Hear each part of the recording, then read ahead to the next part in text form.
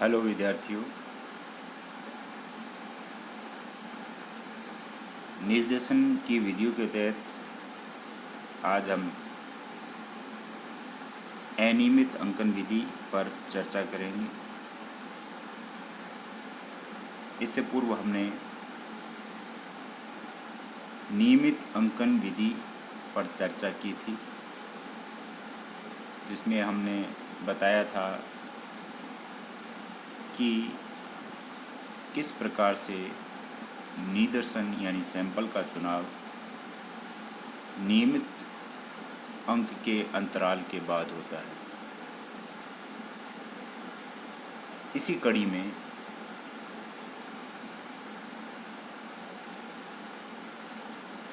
आगे की प्रक्रिया के तहत अनियमित अंकन विधि का चुनाव भी निदर्शन के लिए किया जा सकता है। इस प्रणाली में समग्र की समस्त इकाइयों की एक सूची बनाई जाती है। उस सूची में प्रथम तथा अंतिम अंक को छोड़कर शेष इकाइयों की सूची में अनुसंधानकर्ता अनियमित ढंग से विभिन्न इकाइयों में उतने ही निशान लगाता चलता जाता है जितने की निदर्शन या सैंपल उससे चुन्ने होते हैं।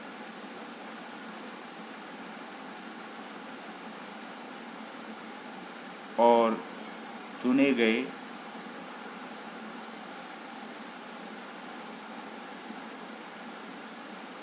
निदर्शन का अध्ययन किया जाता है। इसको हम एक उदाहरण के द्वारा समझा सकते हैं। मान लीजिए कि आपके पास 1 से लेकर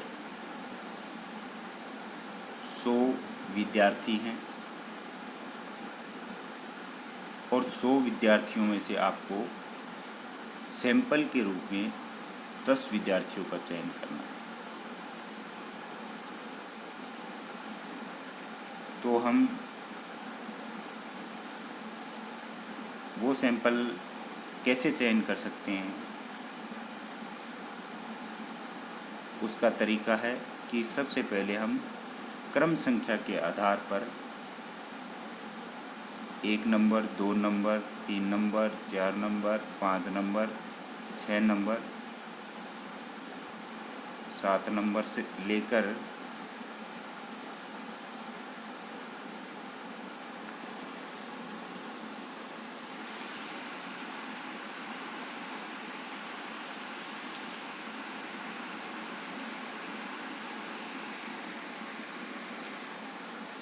लेकर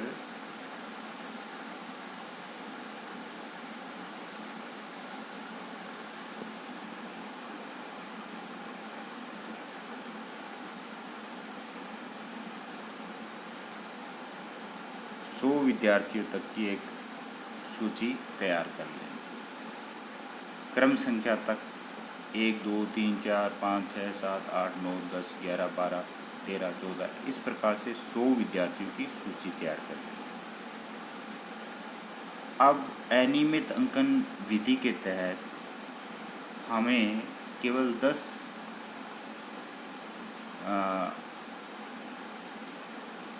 विद्यार्थियों का चयन करना है। तो हम किस प्रकार से उनको अंकन निशान लगाते जाएंगे? जैसे मान लीजिए 3 पे हमने टिक कर दिया, 7 पे हमने टिक कर दिया, इसी प्रकार हमने 13 पे टिक कर दिया, इसी प्रकार हमने 24 पे टिक कर दिया। इस प्रकार से हम 10 टिक करेंगे, अनियमित रूप से टिक करेंगे और 10 विद्यार्थियों को सैंपल के रूप में टिक करके चयन कर लेंगे।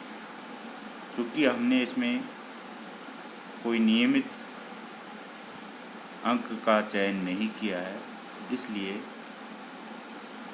इस विधि को हम अनियमित अंकन विधि कहते हैं। और चुने गए 10 विद्यार्थियों का हम